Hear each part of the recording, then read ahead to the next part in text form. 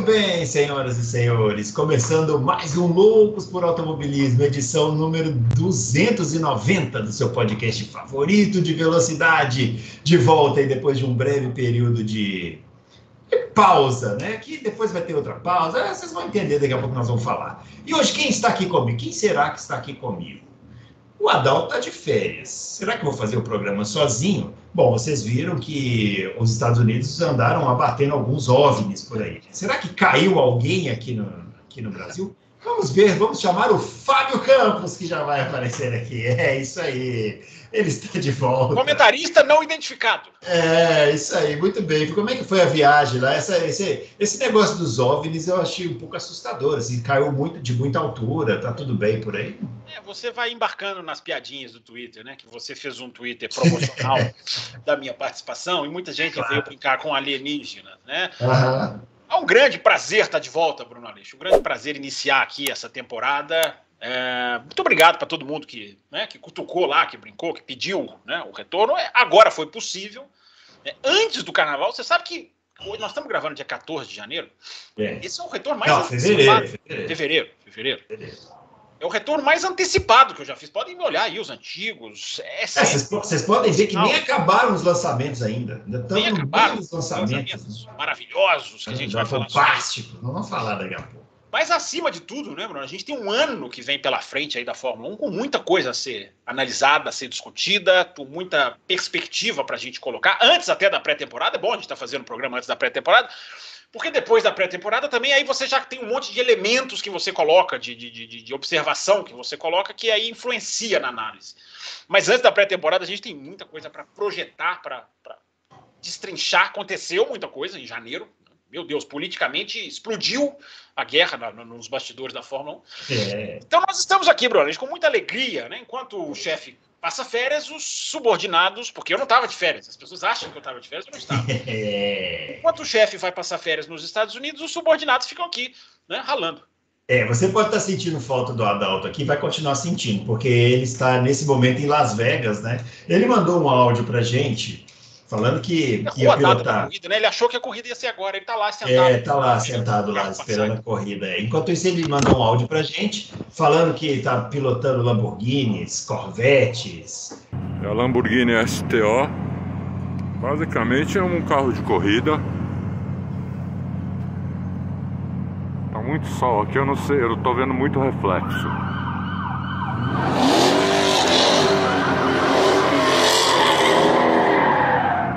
Ferraris, o escambau, né? Aquelas coisas do Adalto.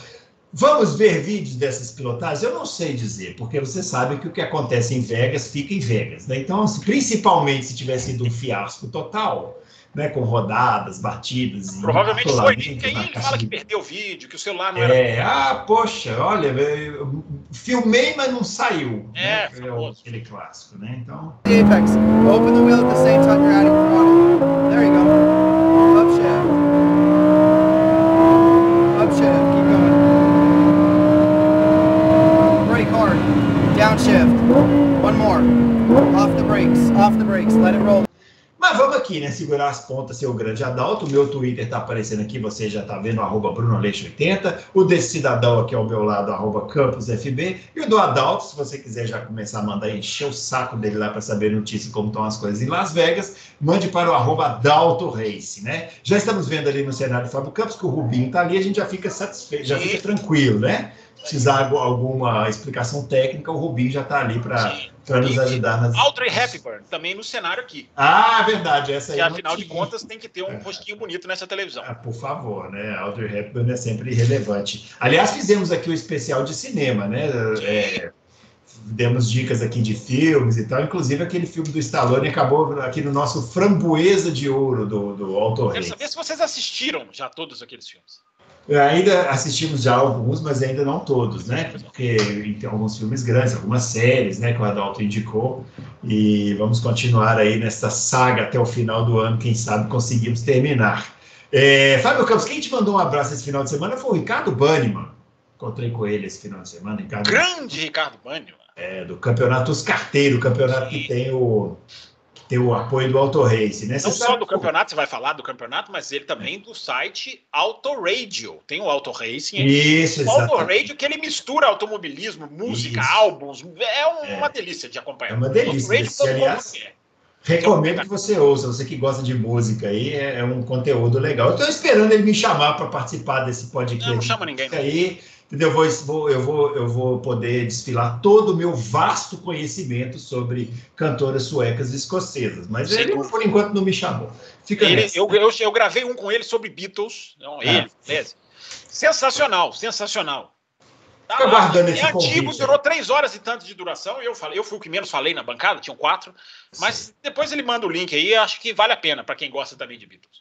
Fico aguardando esse convite aí. O Ricardo Bannerman está muito feliz porque ano passado a participação dele no campeonato dos carteiros foi um fiasco total, né? E a minha foi maravilhosa, né? Pódios, vitórias e tudo. E esse ano nós invertemos, né, os papéis, né? Esse ano ele está aí nos pódios, né? Tá sempre lá no pódio nas fotos, né? E eu, tadinho, até agora 2 corridas e 2 abandonos. É uma coisa maravilhosa. Você não marcar ponto, eu entendo. Agora ele, eu sugeriria uma espécie de investigação nas válvulas, combustível, nos karts antes da prova, vamos tentar sortear, porque alguma coisa tem aí. É o que dizem nos bastidores, mas eu prefiro não comentar, deixa quieto. Bom, vamos lá. Fábio Campos, estamos tendo os lançamentos, né, dos carros de Fórmula 1, né? Eu queria te perguntar, primeiramente, se existe alguma proibição no regulamento atual dos carros mostrarem alguma diferença que seja em relação aos carros do ano passado. Porque tirando a Red Bull, que tem a mesma pintura desde 2005, todos os outros continuam iguais, né? Praticamente. A Ferrari, inclusive, lançou hoje o carro também igual aí. Fez um lançamento, até interessante o lançamento da Ferrari, acho que foi o mais interessante, pelo menos foi para a pista, andar com o carro, já que não tem nada de novo para mostrar. Pelo menos botou o carro na pista, né? Tem equipe prometendo o carro e não mostrando, né, Bruno? Então. E aí, Fábio, até agora, o que dá para falar desses lançamentos? Se é que dá para falar alguma coisa.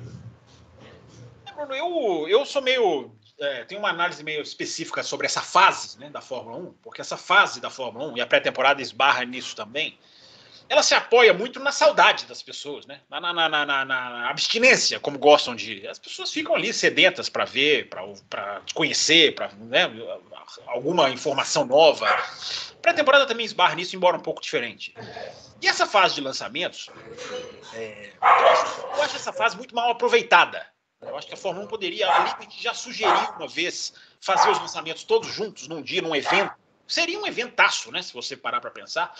Né, dando às equipes espaço para exporem os seus patrocinadores, né, elas querem os espaços delas, mas você podia fazer uma coisa assim, dava para fazer.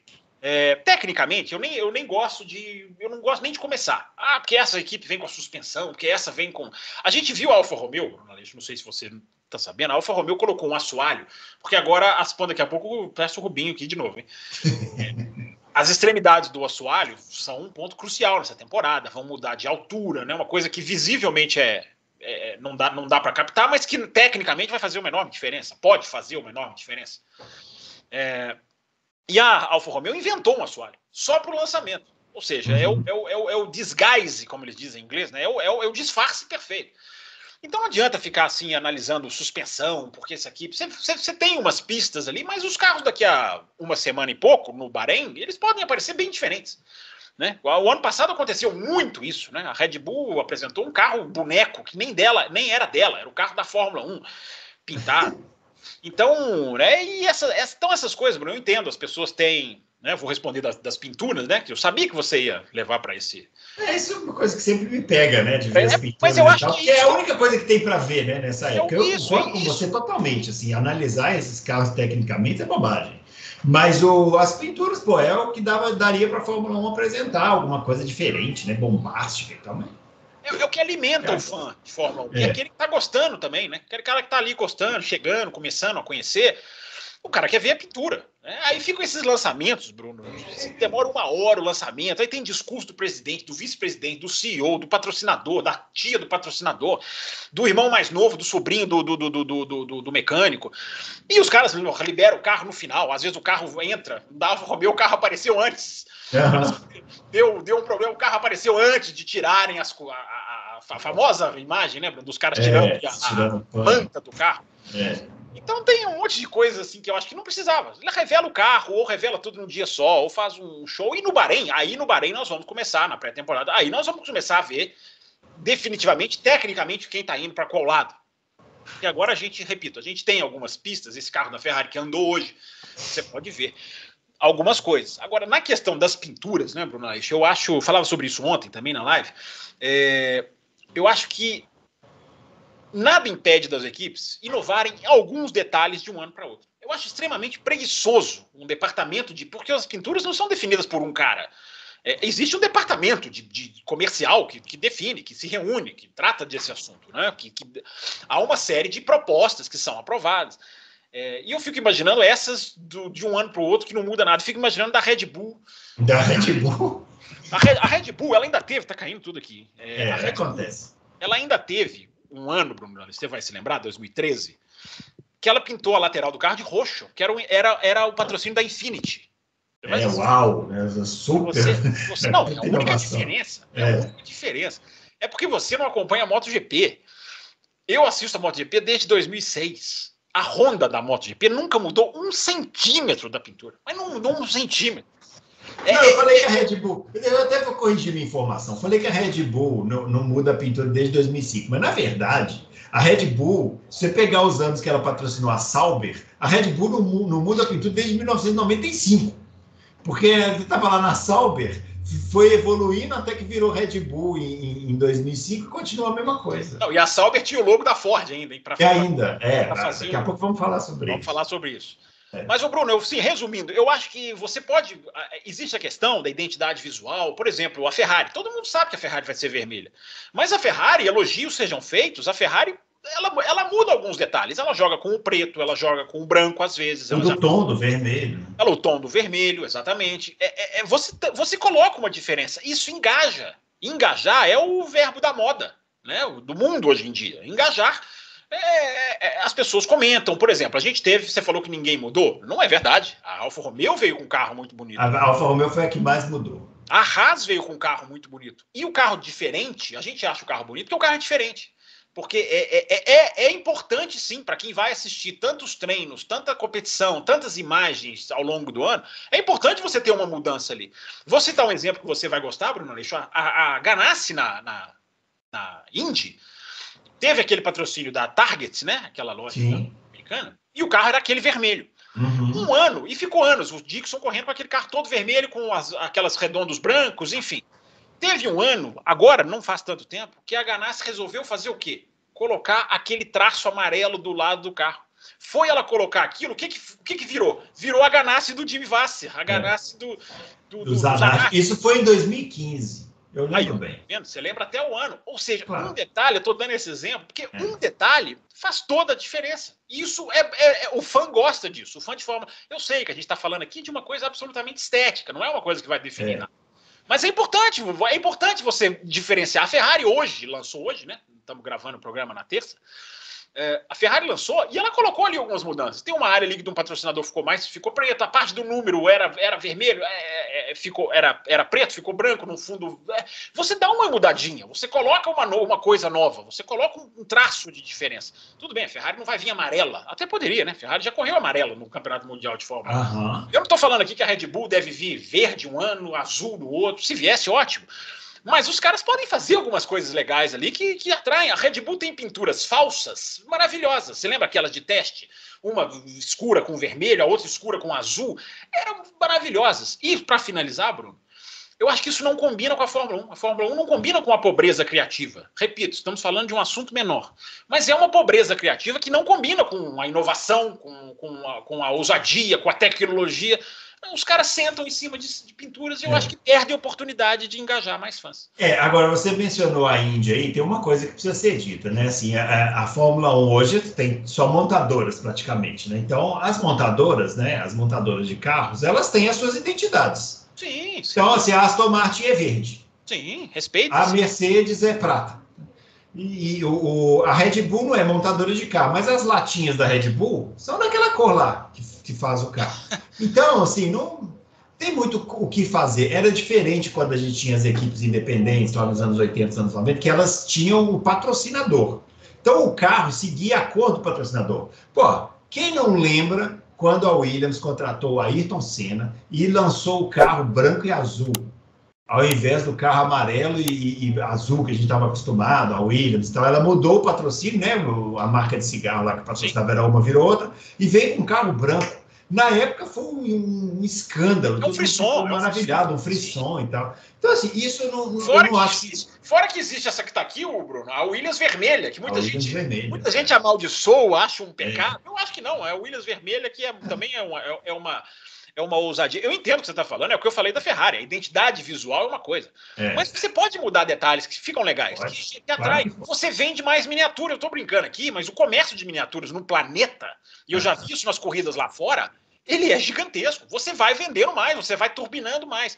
Então, eu acho que se desperdiçam oportunidades de se ousar em detalhes ou outros. E a Red Bull é o primor da ousadia, né, Bruno? Eu costumo dizer, a Red Bull ela chega ao ponto de inventar esporte. A Red Bull cria esporte. Os caras têm uma marca de ousadia. Então, vê a Red Bull. Qual que é a pergunta que a gente se faz essa época do ano? Todo ano, Bruno? A Red Bull vai mudar alguma coisa? A gente não fica pensando qual vai ser a Red Bull, não. A gente fica pensando, ela vai mudar alguma coisa? Ela vai colocar alguma coisa diferente?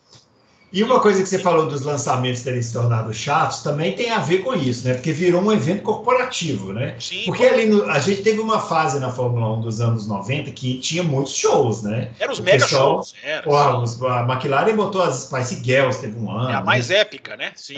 A mais épica, mais conhecida. A Benetton colocava os caras para andar de Fórmula 1 na praça de Roma, lá andando com o carro e tal.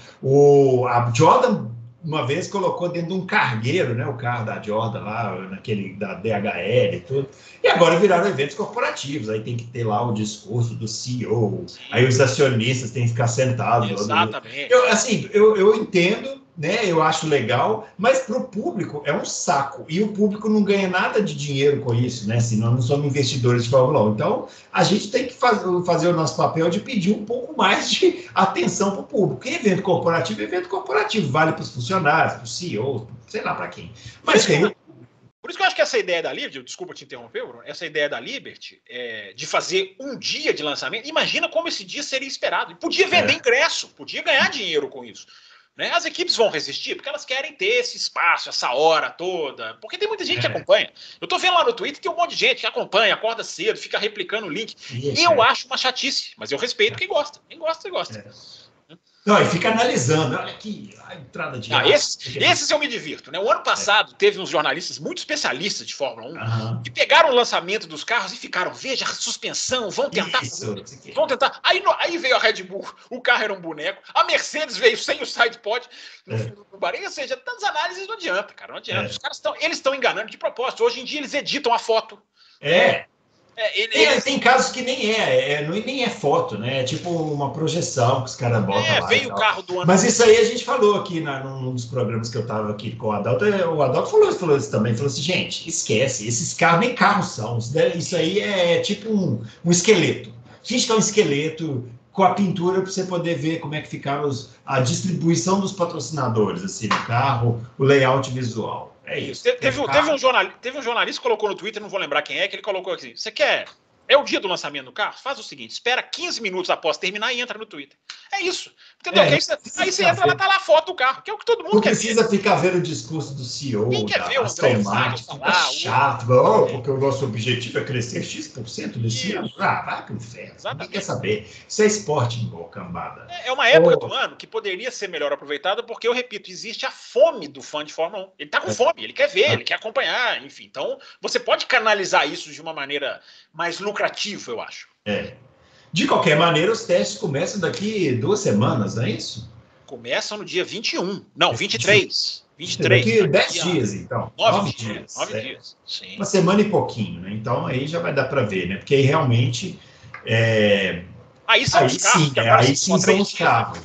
São só 3 dias. O ano passado eram 6 dias. A gente viu em Barcelona carros bem diferentes. Mercedes é o principal. A Mercedes é o caso clássico. Quando eles foram para o Bahrein, aí sim. Esse ano não. Esse ano são só 3 dias.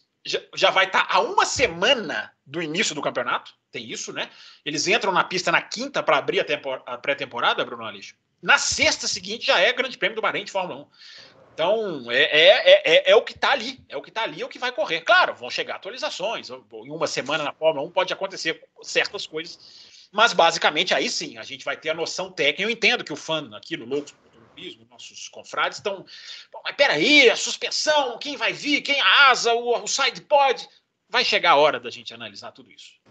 Amanhã, dia 15, eles vão lançar o carro da Mercedes, né? Que é o que todo mundo quer ver até agora. Assim, eu acho que é a maior expectativa, não agora no lançamento, né? Mas sim nos testes, né?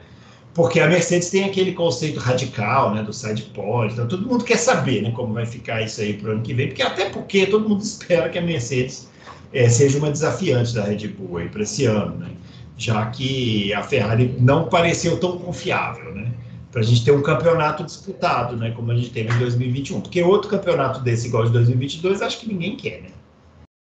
Tem uma curiosidade, né, Bruno? A última vez que a Fórmula 1 fez uma leve mudança, como ela está fazendo esse ano, eu vou falar isso aqui, é uma mera curiosidade, para deixar alguns com água na boca, mas não vale nada o que eu vou dizer. Uhum. A última vez que a Fórmula 1 fez uma leve mudança, o ano passado foi a maior mudança de todas, talvez, da história.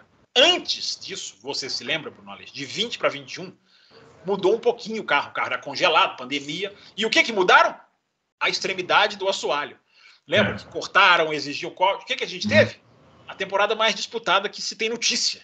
Agora a mudança também é na ponta do assoalho. Agora é questão de altura, questão de milímetros, mas fica a brincadeira, que é claro, não quer dizer que vai equilibrar. Pode mudar muita coisa tecnicamente, pode. A gente não sabe se vai mudar a ordem das forças, isso aí é difícil de dizer, porque os carros estão dando um salto de desenvolvimento, né, Bruno? O que os carros não puderam evoluir o ano passado, por limite de orçamento, agora eles podem dar o salto do que eles aprenderam. Então a gente pode esperar mudanças de performance lá na frente. A Mercedes fica, né, para pegar o gancho que você colocou, a grande pergunta da Mercedes é qual solução eles vão fazer. Eu falo aqui há muito tempo que não é só o sidepod. As pessoas acham assim, o carro foi ruim, muda o sidepod. Não é todo um conjunto. A suspensão é tão fundamental no que aconteceu com a Mercedes quanto o sidepod. Então a gente vai ver, Bruno, a gente vai ver o que vai acontecer. E a expectativa, eu acho que o buraco era muito alto para ser. Tem muita gente dizendo, eles vão ser competitivos. Podem ser, não descarto. Eu falei isso no ano passado, inclusive, né? Agora, o buraco era muito alto para a gente cravar que ele vai ser tapado. Pode até ser.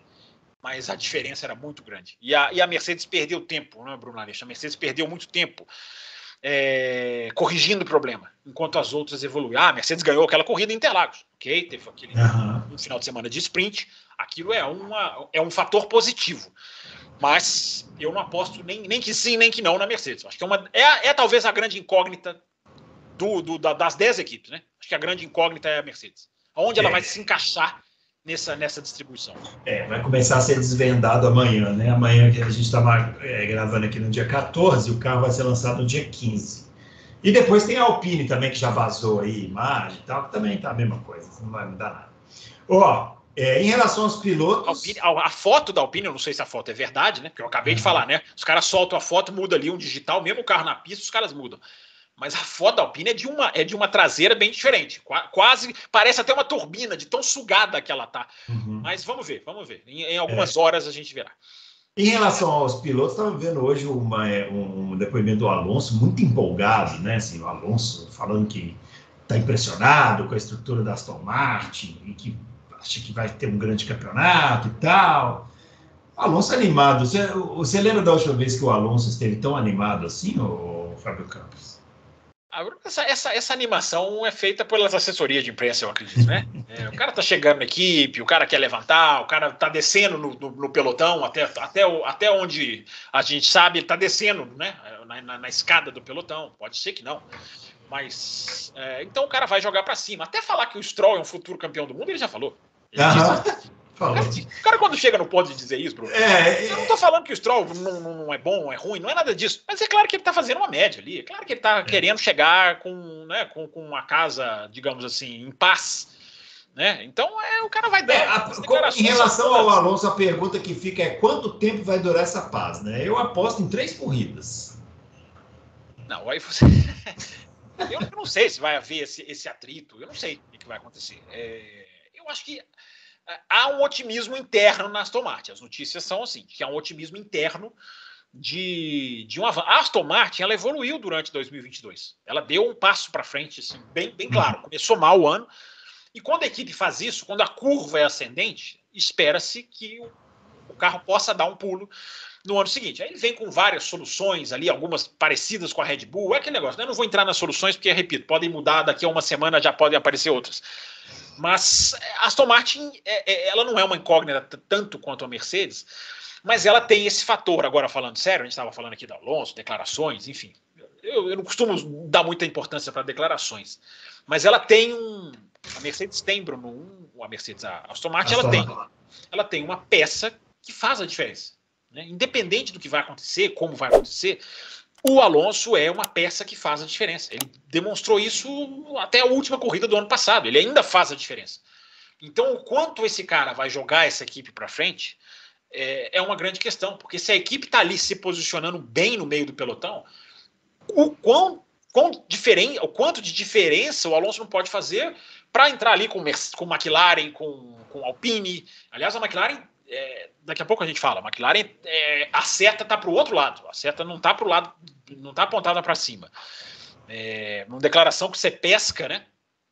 Não costumo dar bola para declarações, mas quando você vê um certo pessimismo no lançamento do carro, é um alerta. Mas, enfim, Aston Martin, Bruno, eu acho que essa nova peça que ela comprou é uma peça que vai mudar ela de patamar. Acredito que o quanto ela vai estar melhor, a não ser que errem no carro totalmente. Aí complica tudo. Aí não tem salvação, né? A McLaren também tem muita expectativa por causa do Piastri, né? Eu quero ver, assim, já que estamos tratando o piloto como peça, essa é uma peça que eu quero ver, né? Mas é isso, Bruno, o piloto hoje, cara, ele é mais peça do que ele era. Claro que ele sempre foi a peça importante, mas agora, com carro com desenvolvimento que não é aberto, não é livre, com limite de gastos, que os caras não podem gastar, qual peça eles podem pagar caro? Piloto. Né? Então, o piloto ele é mais peça, o ouvinte vai entender o que eu estou dizendo. Né? Claro que ele sempre foi uma peça do carro, mas ele é uma peça mais importante ainda agora. Porque o carro tem várias restrições, o orçamento tem várias restrições, o motor agora passa a ter várias restrições, e o piloto não. Para contratar os melhores pilotos, você não tem restrição nenhuma. Então, você vai lá e compra essa peça. A McLaren, né, Bruno, eu acho que a McLaren perdeu uma oportunidade no ano passado, né? Porque era o reset das regras. As regras estavam recomeçando, a McLaren podia dar um pulo para frente e ela deu um pulo para trás. Ela começa ela quebra, na verdade, uma sequência foi nona, depois foi sexta, se não me engano, quinta, quarta, e aí a Ferrari ressurge e ela cai. No ano passado ela cai claramente. Aconteceu uma coisa na McLaren, Bruno, que é muito relevante, é muito salutar. A McLaren calculou mal o limite de orçamento ano passado. Ela demitiu mais gente do que ela precisava. Então, quando eles repararam aquele problema do carro, que começou no Bahrein, um problema gravíssimo de freio, quando eles chegaram na situação de que a gente tem que resolver 2022 e já começar 2023, eles começaram um processo de recrutamento de gente. Eles começaram a contratar mais gente para preencher o buraco. É como se eles tivessem recuado demais, Bruno Aleixo, pelo limite de orçamento. E o recrutamento, no final do ano, prova isso. E aonde eu quero chegar? Se você recrutou gente no final do ano, você recrutou gente tarde para 2020, em se tratando de 2023. Porque 2023 começa por exemplo, o 2024, tecnicamente, vai começar em maio. É quando você começa já a pôr o carro de 2024 no túnel de vento e tudo mais. Então, Bruno, esse buraco da McLaren é preocupante. E aí você pega a declaração do André Seidel. O André Stella. O Seidel foi para já pré-Audi, né? Podemos chamar de pré-Audi.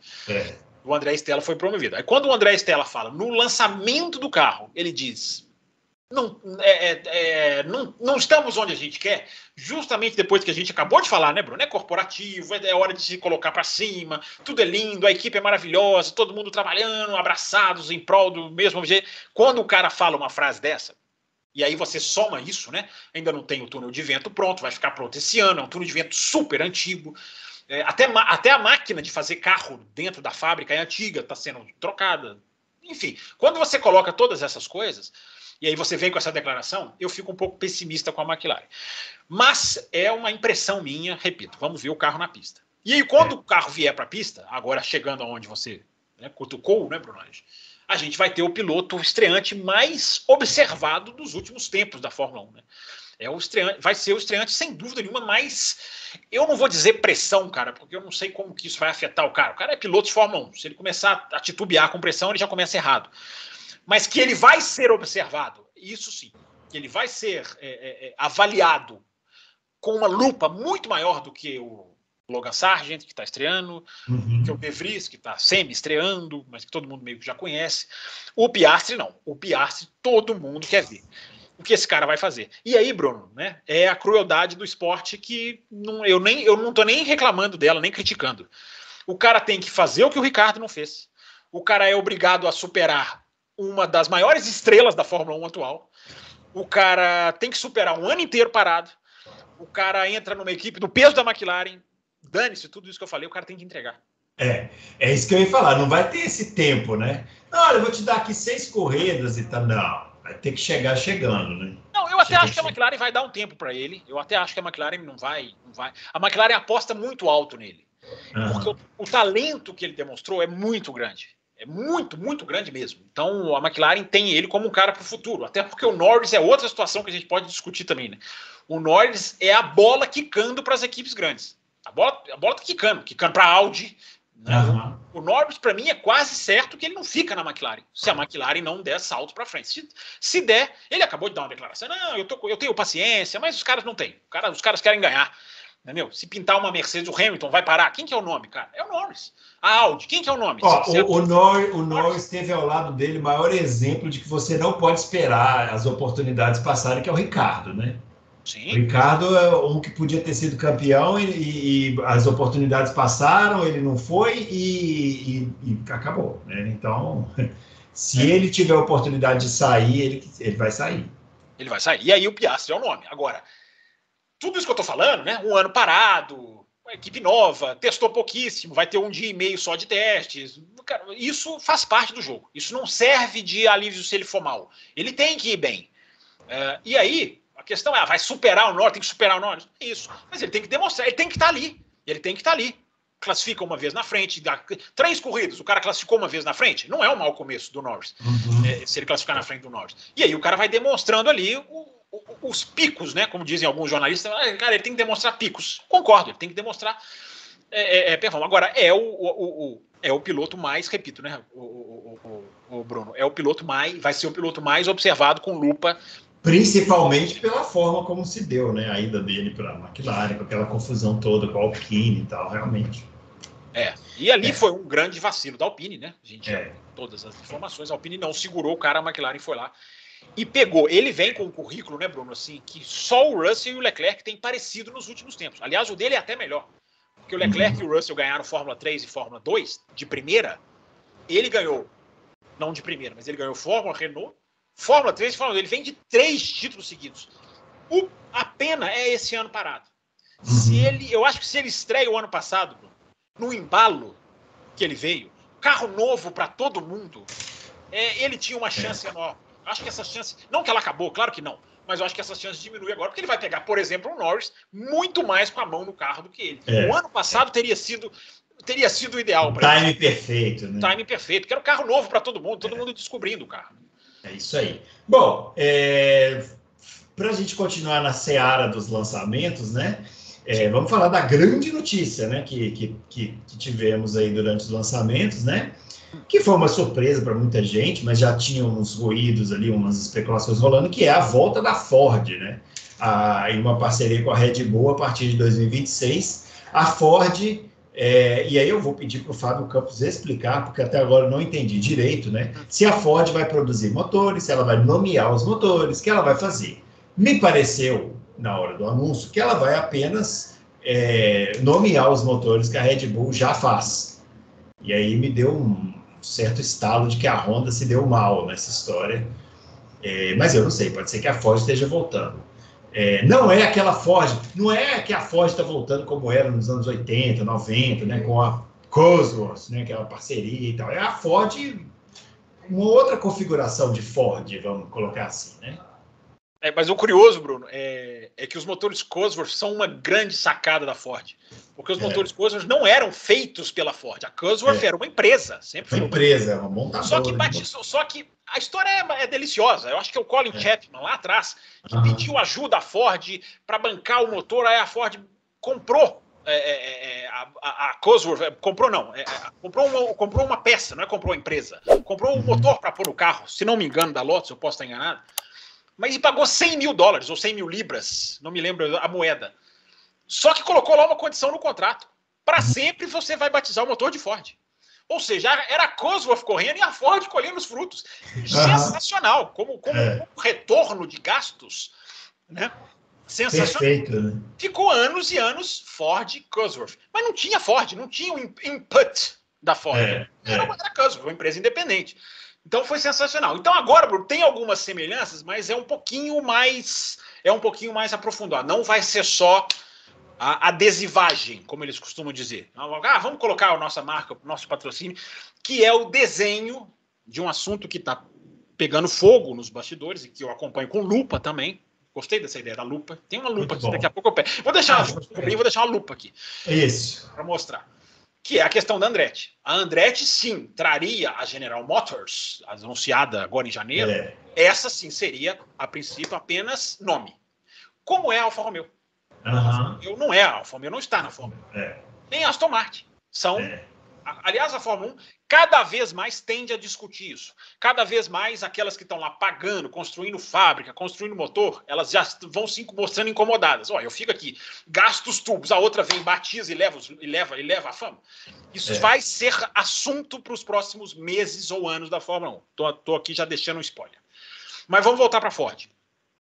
A Ford, Bruno, ela vai entrar fazendo a parte elétrica do motor.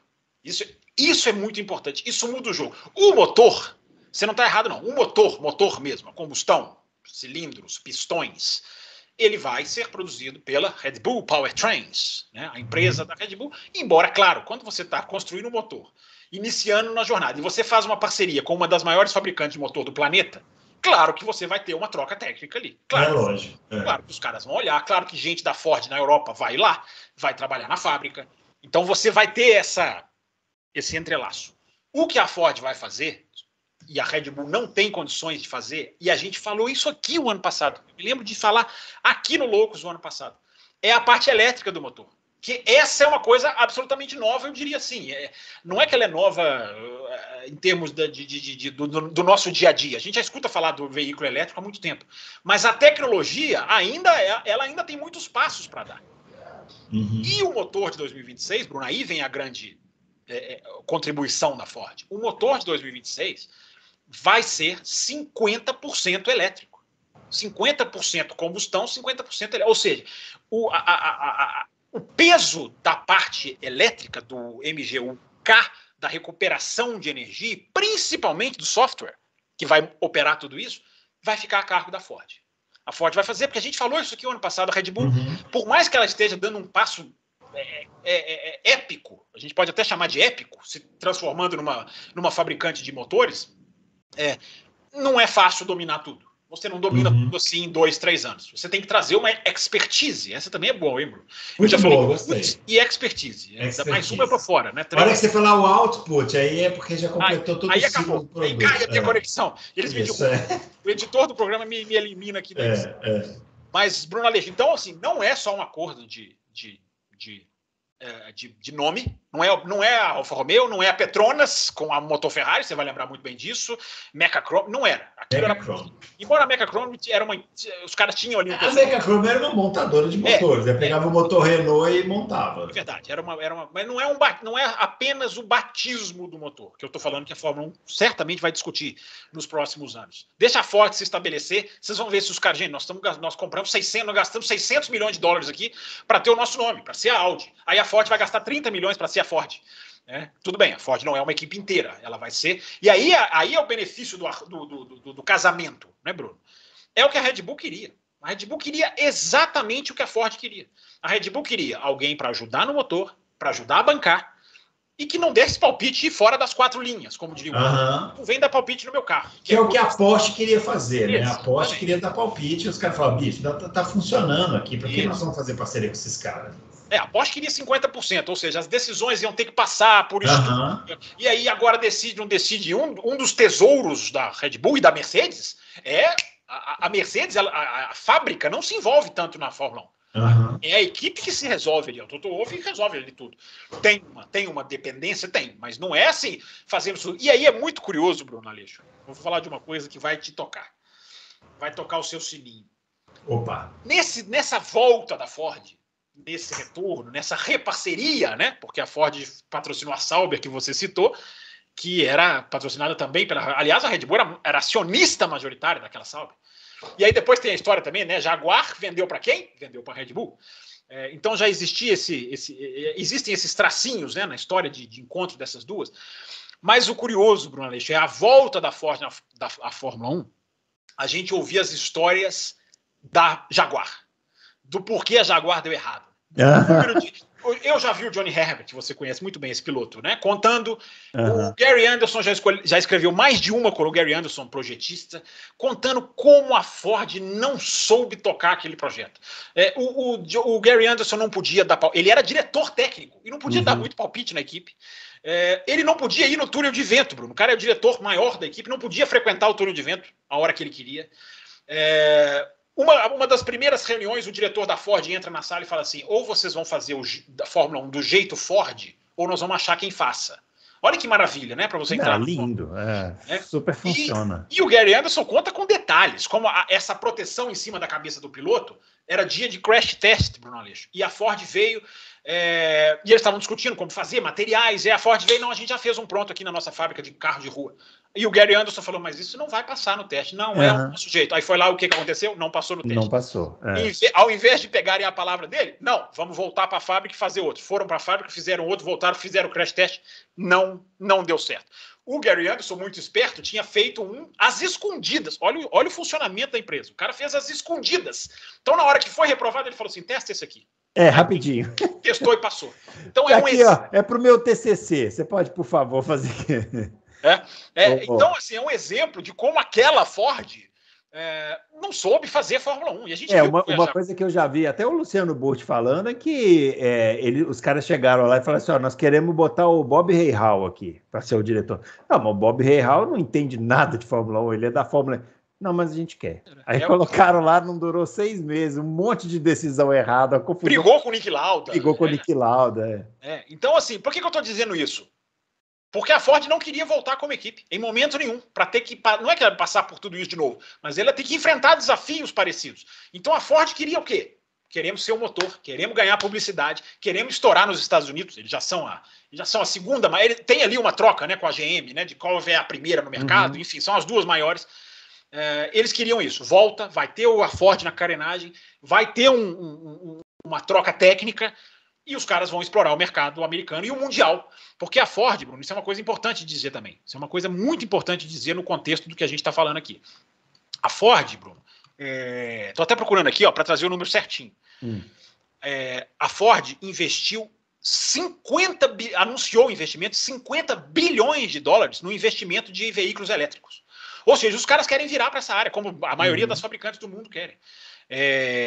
Ela já é, nos Estados Unidos, a segunda maior fábrica de veículos elétricos. Ela só perde para a Tesla. Ela só está atrás da Tesla, que é a especialidade.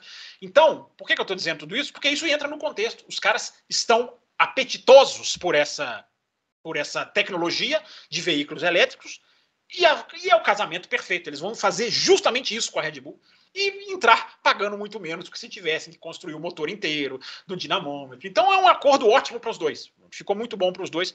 E é legal ver a Ford voltando, no final das contas, até no aspecto sentimental, né, Bruno? É legal ver a Ford. Sim, é legal ver a Ford de volta. Claro, é uma empresa que teve essa ligação histórica tão importante com a Fórmula 1. Agora, quem se deu mal nessa história foi a Honda, né? Porque a Honda entregou o motor para a Red Bull, né? Meio que pronto, a Red Bull desenvolveu, aí agora a Honda está saindo de cena e vai ficar a Ford nessa parceria aí, né? Vai desenvolver o motor elétrico, mas o o motor vai continuar sendo da Red Bull, que na verdade é da Honda, né? Começou como Honda, né? Mas aí 2026 já é outro motor, né? Então, assim, não vai ser tão assim a transferência desse Honda para virar Ford. Você acha que a Honda, essa especulação de Honda, McLaren no futuro pode vingar de novo? Eu acho que tem tudo para vingar. Também vai ser um casamento perfeito. Porque, vamos lá, Bruno, 6 montadoras se inscreveram na Fórmula 1 para 2026. 6. Se inscrever não quer dizer confirmar participação, mas estão lá. Tá assim, a entrada está facilitada. Elas têm acesso a reuniões, elas estão com a porta aberta. E a Honda é uma delas. Então, assim, eu diria até que a Honda não está mais saindo de cena, Bruno Aleixo. Não só porque ela, até 2025, ela vai estar lá no carro da Red Bull, é Honda, parou esse negócio. Isso também que era uma mentira, né? A Honda saiu e a Red Bull está fazendo tudo sozinha. Não é. Sempre foi Honda e agora vai ficar comercialmente, vejo que foi o GP do Japão ano passado. Era Honda para todo lado. Então, a Honda já não está mais saindo. Ela já está, digamos, muito... É que essa decisão da Honda sair foi muito mal conduzida, né? Assim, da forma como aconteceu, né? A questão, né, Bruno, assim, é por isso que eu acho que o que está acontecendo com o Andretti é um crime contra o automobilismo, porque o Andretti está sendo sabotado e a Fórmula 1 está sendo sabotada por mega empresas que amanhã podem justamente fazer o que a Honda às vezes faz, às vezes não faz. Olha, meu amigo, deu para nós, obrigado. Não estou dizendo que nada indica que isso vai acontecer. O ciclo é de altíssima... o viés, né? O viés é de alta na Fórmula 1. Não está entrando dinheiro na Fórmula 1. Está chovendo dinheiro na Fórmula 1 nesse momento. Mas a gente sabe que essas coisas não são para sempre. A Fórmula 1 já passou por várias crises, a gente já viu isso. Amanhã pode ter um problema. Amanhã uma fabricante pode falar, não, para mim não é mais útil, eu quero outra coisa. Né? O que aconteceu com a Honda foi um exemplo disso. O CEO da Honda falou, cara, vamos investir tudo em tecnologia sustentável. Então vamos sair da Fórmula 1, porque a Fórmula 1 não é totalmente sustentável. Aí o que aconteceu? A Fórmula 1 não só passou a desenhar um motor mais sustentável, com combustível e a parte elétrica, como, o que aconteceu? Trocou o CEO da Honda. Que é o que acontece com fabricantes, com empresas, com qualquer empresa. Acontece, trocou o CEO. O CEO novo que entrou falou, não, eu quero Fórmula 1. Eu quero. Fórmula 1 me interessa. Vamos embora, vamos lá, vamos conversar, vamos voltar. Então não é, com as pessoas falam a indecisão da Honda, não é a indecisão da Honda. A Honda tinha um comandante que não queria Fórmula 1, trocou. Amanhã a Mercedes pode ter um que não quer, embora a Mercedes seja apenas 1/3 da equipe de Fórmula 1, ela tenha só 1/3 da equipe de Fórmula 1. A Renault, a Alpine, a própria Audi, daqui a 10 anos, pode falar, não obrigado, não queremos isso. Por isso que essas equipes não podem vetar novos participantes, mas isso é outra história. Então, Bruno Aleixo, trocou o comando da Honda, a Honda está inscrita para 2026, a Honda quer participar da Fórmula 1, a explosão mundial da Fórmula 1 hoje interessa muito a Honda, por isso que está em todo mundo, GM, os caras querem participar. Hoje é um estouro mundial. Né? Hoje a Fórmula 1 é um sucesso mundial. Então eles querem participar, Bruno Aleixo. Aí casa com a McLaren. Casa com a filosofia da McLaren. De uma McLaren que disse, agora eu não vou lembrar, Bruno, se foi o Ron Dennis ou se já era o Zac Brown, que disse, como equipe cliente, nós nunca seremos campeões do mundo. Eu acho que foi o Ron Dennis, foi antes da primeira Honda. Antes da primeira vinda da Honda, né? Primeira nessa nova fase híbrida aí, né? Foi o Ron Dennis. E eu concordo absolutamente com o Ron Dennis. Em equipes que fazem jogo de equipe, até para vice-campeonato mundial, uma equipe vê uma cliente ganhando dela, nesse mundo corporativo da Fórmula 1, eu apostaria na Honda.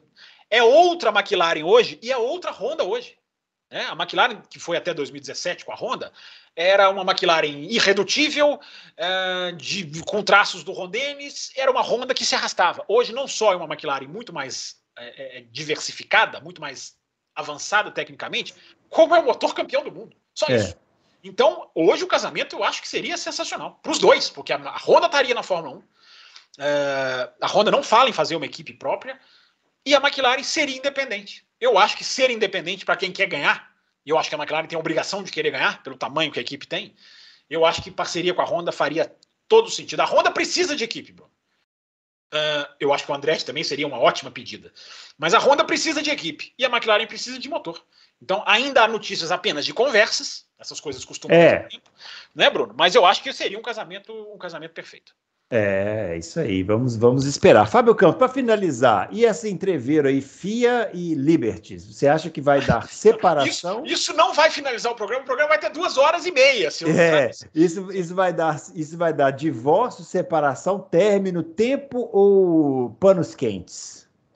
Eu acho que vai dar, como se diz, cicatrizes, mas no final das contas vai todo mundo remar, porque não existe a menor possibilidade de separação, porque acaba com as duas, né? A gente viu a Índia um exemplo disso, a Fórmula 1 seria um exemplo igual. A Fórmula 1 é um campeonato da FIA, e não vai deixar de ser, não tem como deixar de ser. Se todo mundo quiser sair, vai fazer um novo campeonato, vai começar muita coisa do zero. Então, a questão é, Bruno, para tentar resumir, já que você quer encerrar o programa. Hein, gente? Eu fico aqui mais 1h30. Mas a Liberty é a grande protagonista da Fórmula 1 atual, do carro de 2022. Ela é a grande capitã do projeto. Ela fez tudo isso que a gente está vendo do carro na pista. E o dinheiro chovendo. A FIA quer ser a grande protagonista de 2026. Ela não quer ficar atrás. Ela falou, em 2026 nós vamos pegar o protagonismo. Praticamente qualquer comunicado do Ben Sulayem, nesse janeiro, tinha reflexo, a Audi, é reflexo do nosso esforço em mudar o motor, que não é mentira, não. Mas ele está lá sempre sublinhando. A GM, ele falou agora da entrada, ele foi imparcial, e eu estou do lado dele. Né? Ele está defendendo, neste caso, ele está defendendo o crescimento da Fórmula 1, que é uma coisa que para mim é básica e fundamental, como no número de equipes. E ele falou, a GM querendo entrar, é o testemunho do nosso novo regulamento de motores. A GM nem vai fazer o motor. Mas o cara tá lá frisando isso. O que é, Bruno, no final das contas? É jogo de poder. É jogo de poder. Quando o dinheiro começa a entrar, meu amigo, os caras começam a se acotovelar. Porque agora está entrando muito dinheiro, a FIA quer uma parte disso para ela. Eu sou dona do campeonato, eu quero uma parte disso. Ela não explora o campeonato comercialmente. Ela não ganha todo o dinheiro da Fórmula 1, pelo contrário, ela ganha um pedaço. Por isso fez o que fez o ano passado. Que aí eu estou do lado da FIA na questão de pôr equipes na Fórmula 1, mas eu sou contra a FIA no que ela fez em sequestrar as sprints. Ficaram 6 meses sequestrando o aumento da sprint. Não, temos que ver se pode, se a gente tem pessoal para fazer, o que era meramente uma chantagem para ganhar mais dinheiro. Não é por aí que as coisas devem ser feitas. Mas o resumo da história é esse, Bruno. Quando está chovendo dinheiro, quando está chovendo milho no galinheiro, as galinhas vão para cima e se esbofeteiam. Entendeu? Quando está com pouco milho, ok, elas podem até se esbofetear pelo pouco, mas uma vira para a outra e fala assim, ó, se a gente se matar aqui, se a gente não dividir, a gente vai morrer. Não é este o momento da Fórmula 1. O momento é de entrar tanto dinheiro. Fórmula 1, Bruno, tem patrocínio americano em praticamente todas as equipes. Essa Oracle é americana, que está bancando praticamente quase que todo o orçamento da Red Bull. Né, especula-se de $100 milhões por ano. É uma coisa inacreditável. Conizan, na Aston Martin, se não me engano, todas as equipes têm patrocínio americano. Está chovendo dinheiro dos Estados Unidos. Existe uma fila de país querendo entrar na Fórmula 1, querendo sediar a corrida. É uma fila, mesmo. Espera na fila, meu amigo. Acordos de televisão estão pipocando. TV pagando caríssimo. Esse contrato novo para o Oriente Médio é caríssimo, que acabou de ser anunciado. Tá chovendo direito de televisão, tem placa de publicidade, os caras querendo anunciar. Então tá entrando muito dinheiro. O fenômeno Netflix é um marco nessa virada, né? O Netflix está querendo, tem gente querendo, pagando para fazer documentário, né? O Ken Reeves vai fazer um documentário sobre 2009. Enfim, o cara quer aparecer, não é que ele quer aparecer, ele quer se associar à Fórmula 1, ele quer fazer alguma coisa nisso aí, né? A audiência nos Estados Unidos pipocando, o contrato de televisão nos Estados Unidos antes era 5 milhões, passou para 75, só isso a diferença. Então, Bruno, tá chovendo dinheiro e os caras estão nessa briga. Esse documentário sobre 2009 aí promete, hein? Promete mais do que esse Drive to Survive aí que o pessoal adora, né? Aliás, vai estrear, né? A nova temporada. Vai estrear daqui a pouco. O Drive to Survive a gente já discutiu ele aqui no Loucos, né? Ele não é para mim, mas eu entendo. Funciona. Eu também aprendi que funciona. Eu não gosto, mas funciona, então. Funciona. Tá bom, fica aí. Eu acho que já era hora, inclusive, de ser mais fiel, de ser mais. Eu acho que eles têm que prestar atenção numa coisa. Enjoa. Né? Se as coisas. Sim, exatamente. Eu tô falando, tá na hora de mudar um pouquinho e pegar coisas do campeonato que são. Você não precisa fazer fake, você não precisa simular, você não precisa exagerar. Os bastidores da Fórmula 1 já tem coisa para enriquecer um especial, sendo o estilo documentário, eu sei, que vai ter as historinhas, a narrativa, tem a dramatização, e até aí eu entendo. Agora é aquilo que o Verstappen falou, né? Não dá para pegar uma frase minha falando de uma coisa e colocar em outra. Não dá. Para ficar dramático, para ficar... Não dá. Aí quem é jornalista, me desculpe, eu, na minha posição como jornalista, eu jamais posso bater palma para isso, porque aí é trapaça editorial. Mas, enfim, a gente discute a gente pode discutir o Netflix aí mais um pouquinho para frente. Só resumindo, Bruno, o Ben Sulayem capitaneou essa guerra, ele entrou, ele quer puxar mais dinheiro, ele quer ser protagonista, ele quer marcar o nome dele na história da FIA, ele não quer fazer como o Jean Todt, que fez muita coisa fora da Fórmula 1, segurança nas ruas, outros campeonatos, a Fórmula E tem mérito do Jean Todt, Fórmula E que, aliás, está deliciosa de se acompanhar, em abstinência. Ele não quer ter digamos, a distância da Fórmula 1 que o Jean Todt tinha. Agora até vai passar a ter, porque acabou de anunciar que não vai mais lidar com a Fórmula 1, digamos assim, diariamente, já dando uma afastada. Mas aí tem tudo a ver com as polêmicas de janeiro e fevereiro, as declarações dele, ele dizendo que a Fórmula 1 não vale o quanto parecia que ia valer para o possível fundo saudita, a Liberty irritadíssima, e essa questão das equipes, ele está peitando, né, porque as equipes são contra a entrada do Andretti, ele está falando, não, vamos, neste momento, Bruno, 14 de fevereiro, está aberto o processo na FIA de entrada de novas equipes, o que é louvável. O que vai sair disso é outra história. Então, a gente comentou aqui, né? Vamos ver o que vai sair disso, né? Nesse momento há um processo de novas equipes abertas, e Andretti está lá. E ninguém vai me convencer que Andretti não tem tudo o que é necessário para estar na Fórmula 1. Andretti é uma das maiores equipes do planeta hoje.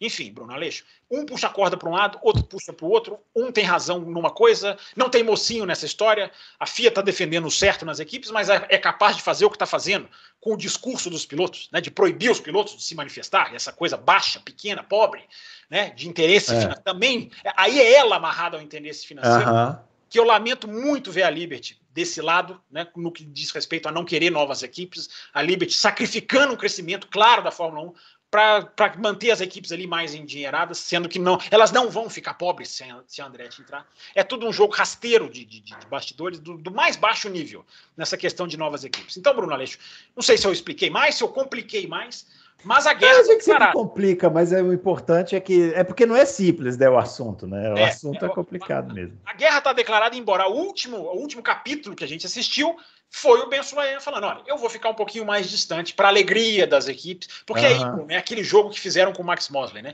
Bastou o Sulayem incomodar, desencavaram um artigo dele totalmente machista, mas de antigo, que todo mundo sabia que existia, mas agora vão lá e tiram e publicam para ferrar o cara. Tô aliviando o cara, se ele escreveu aquilo mesmo que está publicado, ele jamais deveria ter sido eleito. Que o Max Mosley pegaram mais pesado, né? Porque o Max Mosley deu mais brecha, né? Deu mais brecha. Mas você sabe, Bruno, a gente fazia programa junto naquela época. Eu me lembro que critiquei o Max Mosley, hoje eu penso diferente. O que o Max Mosley fez é nojento, do ponto de vista humano. Mas ele foi vítima da sabotagem também, porque ele fez o que o Sulayem está fazendo. Ele peitou. E aí o jogo fica baixo, o jogo fica sujo, embora o que ele fez é erradíssimo, e se o Sulayem escreveu o que ele escreveu, ele fala que não, mas se ele escreveu o que ele escreveu, é erradíssimo também, é machista, é pobre, é tacanho.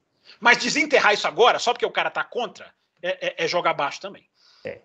Jogos de interesses, meus amigos, jogos de interesses. Muito bem, finalizando então esse Loucos por Automobilismo, vocês viram aí os assuntos pipocando, e a gente agora vamos depender aqui da nossa equipe, porque o dono está viajando de férias. Eu estou à disposição, só queria dizer isso. Eu também. O nosso editor também vai viajar de férias. O nosso editor vai curtir merecidas férias. Merecidas férias. Então não sabemos, mas atenção, isso nós sabemos.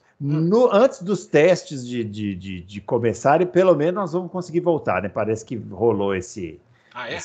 parece que sim, vamos ver, né? Mas, então essa semana não vamos conseguir fazer o programa de perguntas e respostas, semana que vem é carnaval, ninguém vai querer saber de... Que isso? Automobilismo, que isso? Todo mundo quer saber de carros, não carros de corrida, mas carros alegóricos. Carros alegóricos. Na próxima semana. E aí depois a gente volta aí já com os testes de pré-temporada, né? Atenção, vamos ver. Vai acontecer. Muito bem, pessoal. Deixa eu dizer uma coisa, então, Fala aí. Uma coisa, só nessa linha. Você, ouvinte do Loucos por Automobilismo, que estava aí, cadê?